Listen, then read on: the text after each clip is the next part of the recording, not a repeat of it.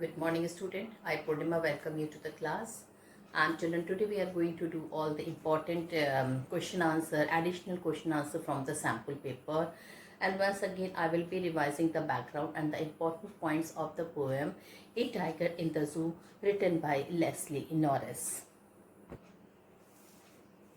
Now, before starting the poem, I would like to tell you something about the poet Leslie Norris.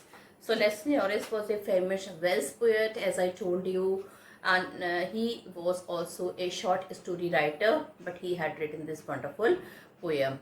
And he was born in 1921 in Wales. Leslie Norris had decided even at an early age that he would become a poet. He was very much interested in the poems of Dylan Thomas and Vernon Hawkins. His first poem was published in 1918, but his first book of poetry came out in 1943. In July 1942, Norris married Catherine, better known as Kitty. They moved to England and trained themselves to be teacher and children, but when his first publication came, that was Finding Gold, he became famous. His work won various awards including the Colmondelli Poetry Prize and Catherine Mansfield Memorial Award until he died in 2006. So this is a beautiful poem, consists of 5 stanzas and it is made of 4 lines each. The rhyme scheme is ABCB. Okay, of all the 5 stanza, the rhyme scheme, as I told you, you can see also any stanza. Like suppose if I will be reading the first stanza, he stalked to his whip with stripes. So stripes, cage, quiet, rage.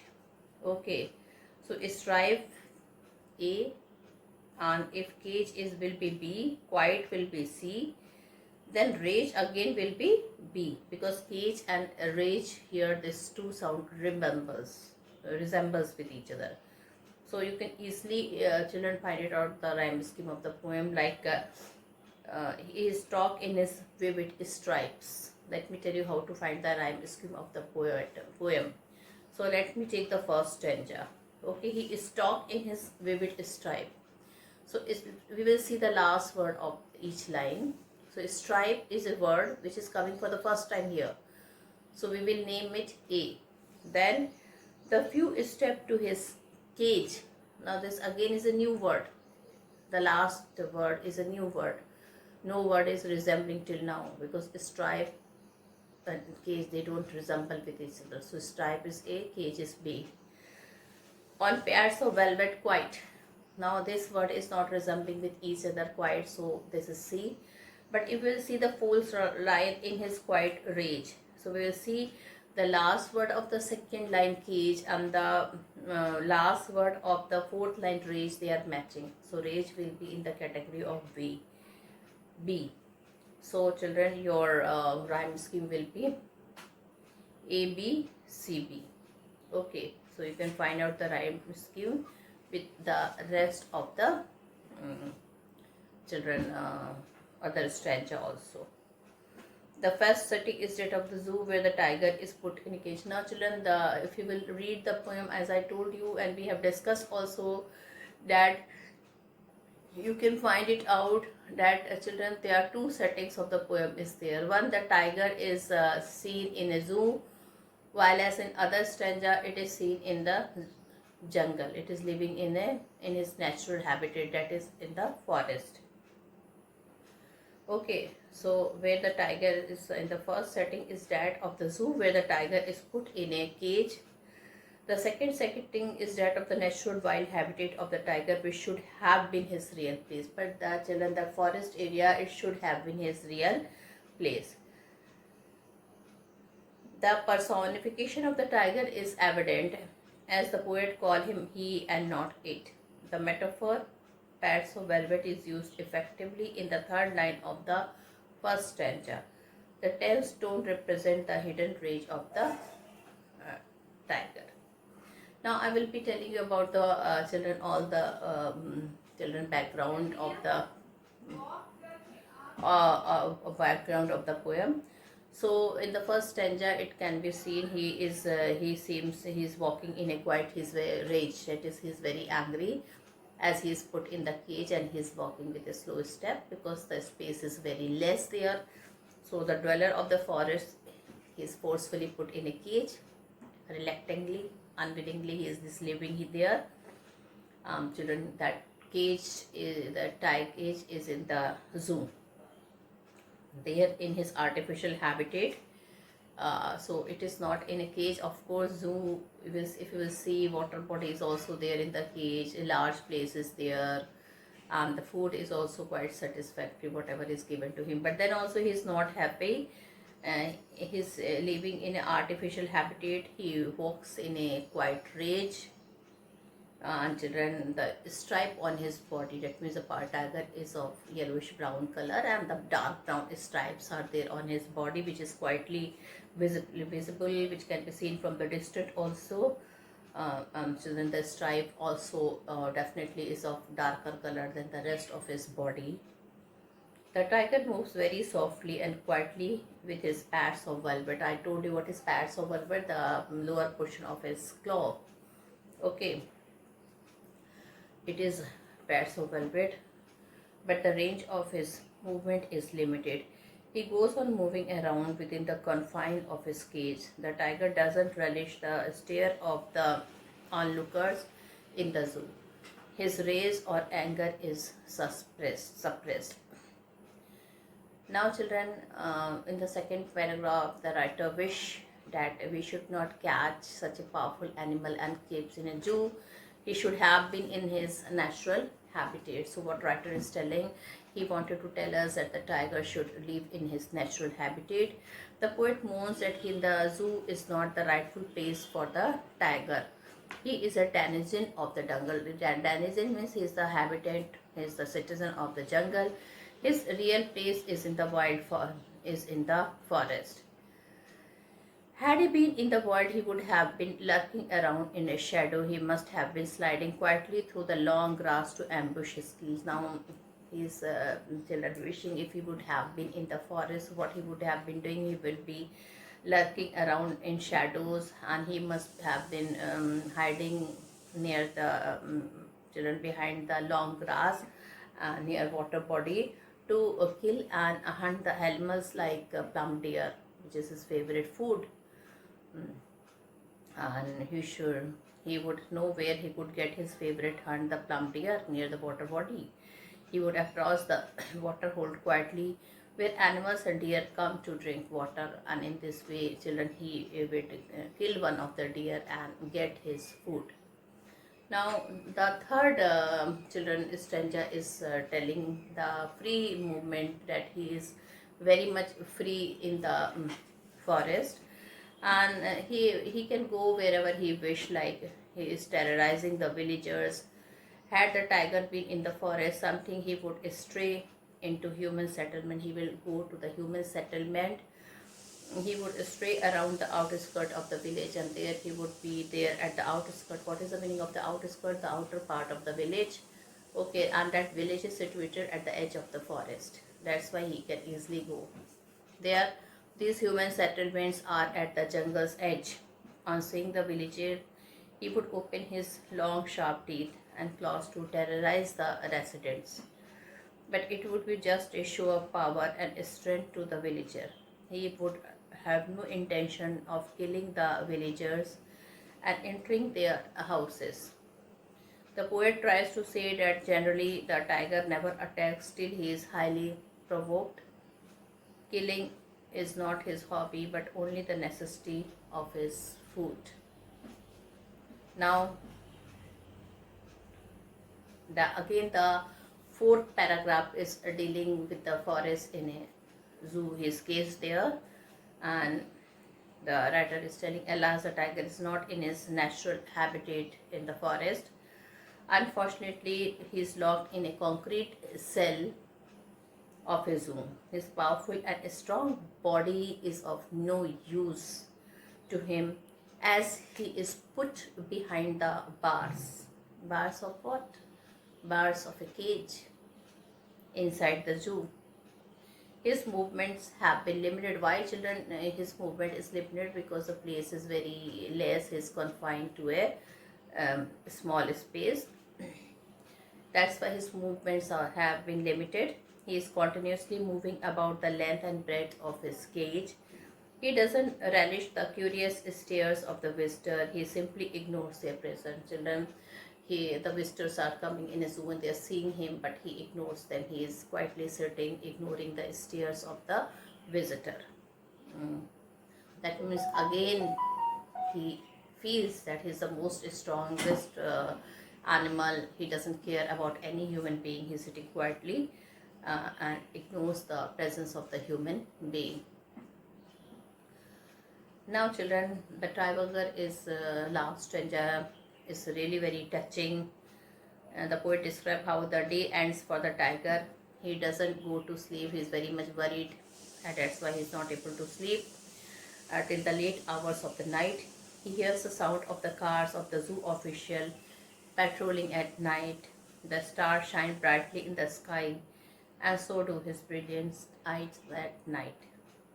He is constantly looking at the brilliant star. Alas, he watches the brilliant star only behind the bar of his cage. So, this is all. Children, I would like to discuss once again the main points of the poem. The tiger is not in his natural habitat. The wilds of the jungle is the natural habitat of the tiger. What is the wilds? Wilds means, children, the jungle or the forest. That is the natural habitat of the tiger. Unfortunately, the denizens of the forest has been confined to a cage habitat in a zoo. So that unfortunately he has been locked in the cage in the zoo, and denizens means the citizen of the jungle. He is no more free to roam about in the forest, but walks within the length and breadth of his cage. So he is no more free to roam about in the forest, but walks within the length and breadth of his cage. He has dark spot on his skin, which is clearly visible even from a distance. Condemned to live in his cage, he walks around quietly with his velvety, soft feet. He is angry, but has to suppress his anger because he's quite helpless and he don't want that everybody should laugh at him. In his quiet rage, he continues walking up and down his caged habitat. The poet imagined how the tiger should behave if he is in his natural habitat, the wild jungle. There he should be silent, hiding himself in the shadow, remain unnoticed. Sliding through the long grass, he should move stealthily to ambush his prey. He knows where he can find his kill in the wild. His favorite hunt is the plum deer, which come to drink water near the water hole. Sometimes, children, he comes out of the forest and goes to human settlement at the edge of the jungle. There he terrorizes the villagers by opening out his wide fangs or the long teeth and the claws. His ferocious look frightens the villagers. However, he has no intention of entering the village and killing anybody till he is highly provoked. Unfortunately, the mighty tiger is cursed to live in a concrete cell in the zoo. Many visitors come to see him in the zoo, but he doesn't like the stare of those visitors. He just simply ignores them. He ignores their presence without taking any care of them. Now he is made to limit his movement only to the length and breadth of the caged habitat. The tiger keeps awake till late at night. He hears the noise of the patrolling car moving around in the zoo. The brilliant stars shine in the sky and his brilliant eyes shine in the night. He can't free himself, but he keeps on watching the brilliant star standing behind the bar of the cage zoo. So, children, I have discussed all the important points. Now we are going to do the important question answer, and first the textual question answer. So read the poem again and work in pair of group to do the following tasks. Find the word that describe the movement and action of the tiger in the cage and in the wild. Wild, I told you, children. What is wild? Forest. So, children,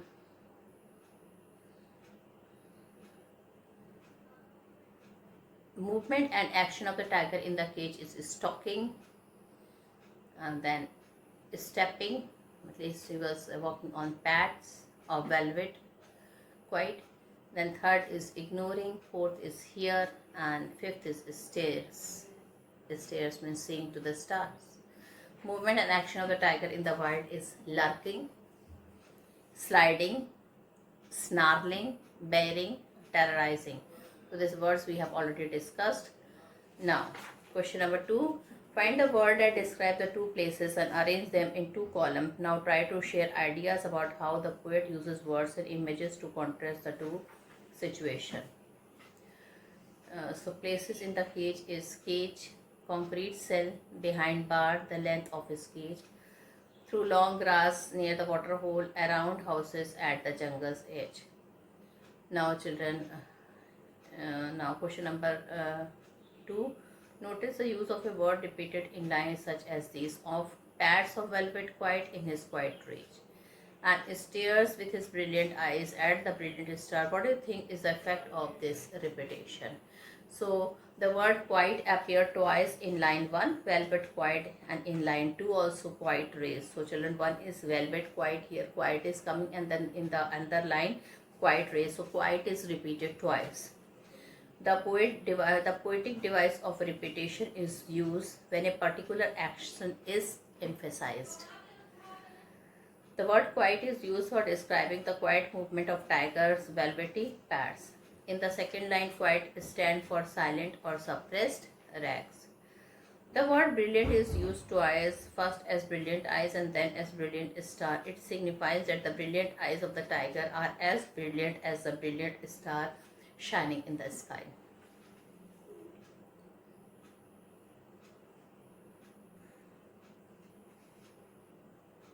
Now children, this two poem is given, the tiger and the panther. This you have to do by yourself and do by yourself. Okay.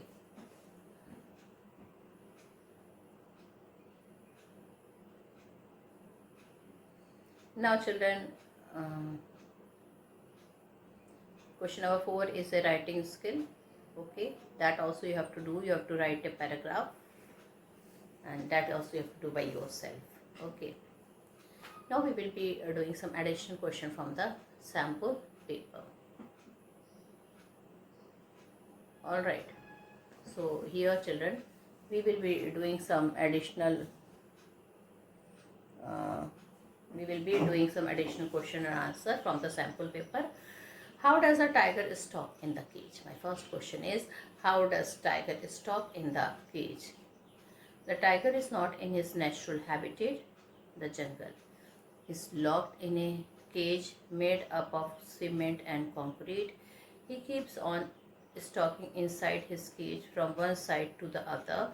He is walking in quiet rage with his heels which are padded like velvet. The tiger, once again I read the question and answer. How does a tiger stalk in the cage? The tiger is not in his natural habitat in the jungle. He is locked in a cage made up of cement and concrete. He keeps on stalking inside his cage from one side to the other. He is walking in quiet rage with his heels which are padded like velvet. How does a tiger prepare himself for hunting when he is in his natural habitat, the jungle? The mighty tiger roams freely in his natural habitat, the wilds. He knows how to ambush his prey. He waits for his prey lurking unseen in the shadow of trees. He slides through the long grass quite unnoticed. He comes to the water hole where he can find his favorite prey, plump deer. How does a tiger terrorize the villagers? Does he have any intention of killing them? Sometimes the tiger roams around freely and comes near the edge of the forest. He comes very near to the house of the villagers which are situated at the outer skirt of the jungle. Roaming there, he opens out his white sharp teeth and paws to terrorize the villagers. He has no intention of killing them, or as he never attacks till he is provoked to do so, and also he never enters in their houses. Question number 4. How does a tiger feel locked in the concrete cell of the zoo? Why does he ignore the visitor? The tiger is basically an animal of the jungle or wilds. He is a denizen of the forest. Being locked in a concrete cell of the zoo, he feels quite helpless. His immense strength is of no use to him. As he is put behind the bar, he only stalks the length of his cage. He ignores the visitor who came to see him uh, after buying their tickets. He doesn't want to present himself as an object of entertaining others. What does a tiger do at night? What does he feel when he stares at the brilliant stars in the sky? The patrolling car moves around and the tiger hears their sound late at night. He is locked in a cage but stares at the brilliant stars shining in the vast and open sky. The vast open sky and the brilliant star only intensify the feeling of helplessness that he feels inside the cage. So,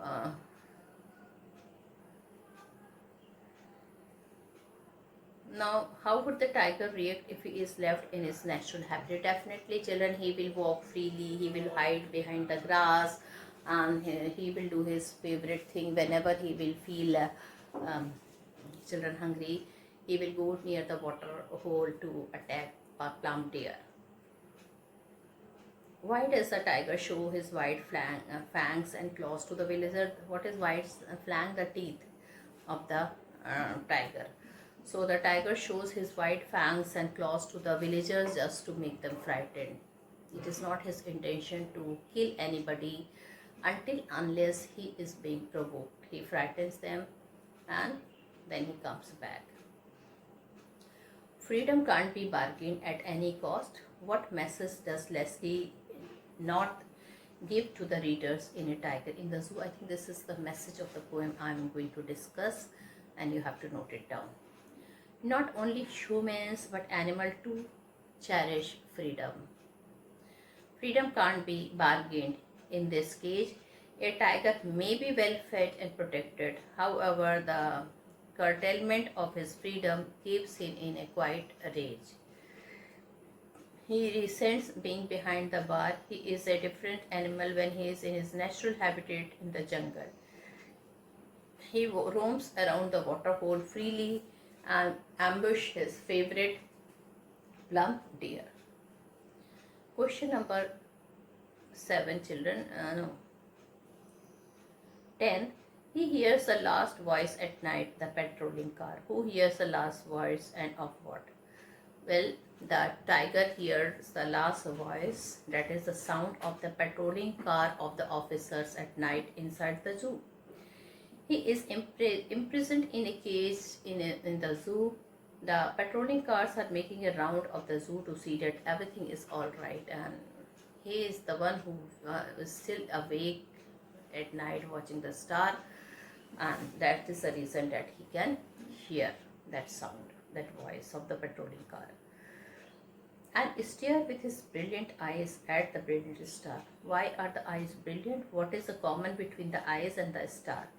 The tiger eyes shine brightly in the darkness of night. The stars are also shining in the sky. The common thing between the tiger eyes and the star is that both are brilliant. What message do you get from the poem? From this poem, we come to know that animals like to live freely in the forest. The animals do not want to live in the zoo. Their life is pitiable for them. Bearing his wide fang, his claws, terrorizing the villages. Who bears his fangs, and how does he terrorize the village? The tiger bears his white fangs. He terrorized the people of the village because he kept snarling around the house. Now, one or two long questions also I would like to do with you, children. So my first question is, give contrasting picture of the tiger in his natural habitat and as in the locked cage of the zoo. How does he feel and behave differently at both the places? The tiger is a denizen of the forest. He loves to roam around freely in his natural habitat. in the jungle. There he is totally free with no restriction on his movement and activities. He knows how to ambush his prey. He waits for his prey, lurking silently in the shadow of the tree. Then he slides unseen and unnoticed through the long grass. He knows where he can find his favorite hunt, plum deer. It is a water hole where they come for drinking water and become easy victim of the mighty tiger. The tiger knows no boundaries and limits. Sometimes he roams around the house which are situated on the edge of the jungle. With his open white teeth and powerful paws, he terrorizes the villagers. He rarely attacks them until he is provoked. However, it is a pathetic picture of the same tiger when he is locked in the cage of a zoo, or he is locked in a concrete cell in the zoo. The mighty and ferocious animal is put behind the bars of the cage and he sits there helplessly, roaming here and there angrily. There he stalks in quiet rage. The length of his cage compared to forest is less, and he confines himself there. He becomes just a piece of entertainment for the visitor. But the proud tiger just ignores them. At night, from behind the bar, he keeps on staring at the brilliant star in the vast sky. The vastness of the sky and the brilliance of the star only intensify his loss of freedom. Now, one more long question, children. Freedom is such an essential virtue that is valued not only by human being but also by animal also. This is a value-based question. So, what we are going to do here? Freedom is such an essential virtue that is valued not only for human being but also by animals alike. Justify the statement with reference to Leslie Brown's poem A Tiger in the Zoo. So freedom is an essential virtue valued by all, not only humans but even the denizen of the forest value it. No one knows it better than a caged tiger in a zoo. Animals, particularly the animals of the wilds, feel free only in their natural habitats. Any attempt to domesticate ferocious and mighty animals like lions or tiger by locking them in concrete cell will be against natural justice. The tiger roams around in the jungle, hunting its prey at will. He rarely kills his prey for sport. So what do tigers generally do, student? They kill the animals for their food. They hardly, children, they don't kill the animal for the sports or for the enjoyment. He kills them only when he is hungry. He knows how to ambush his prey. He lurks unnoticed in the long grass before pouncing upon his prey. He also knows where he can find his favorite plum deer that is near the water hole. He may come out of the forest sometime and terrorize the village living at the outskirts of the jungle. He rarely kills them till he is provoked. The same tiger feels depressed and low in spirit when he is put behind the bar. He stalks constantly the length of his cage in his quiet rage. He ignores the visitors and he feels helpless. Behind the bar, he keeps on staring at the brilliant star in the open sky. This sadly reminds him of the loss of freedom and intensifies his grief. So, children, these were the all important questions from your book and from your children sample paper also. And then a small question can also come from the sample paper, like what does a tiger see and hear at night? So he sees the brilliant star. And what does he hear? He hears the sound of the car, patrolling car of the officers which are taking round to see that everything is all right in the zoo or not. Why does a tiger ignore the visitor in the zoo? He ignores the visitor in the zoo because, children, he doesn't care for the human being who are constantly looking at him. He ignores them. Okay. So he ignores the visitor who comes to see him after buying their tickets. He doesn't want to present himself as an object of entertaining others. Why does a tiger show his white fangs and claws to the visitor? To the villagers, just to frighten them, because it is not his intention to attack or to kill anybody until he is provoked. So with this I end my video here, and with this I complete my chapter also. Thank you and have a nice day ahead.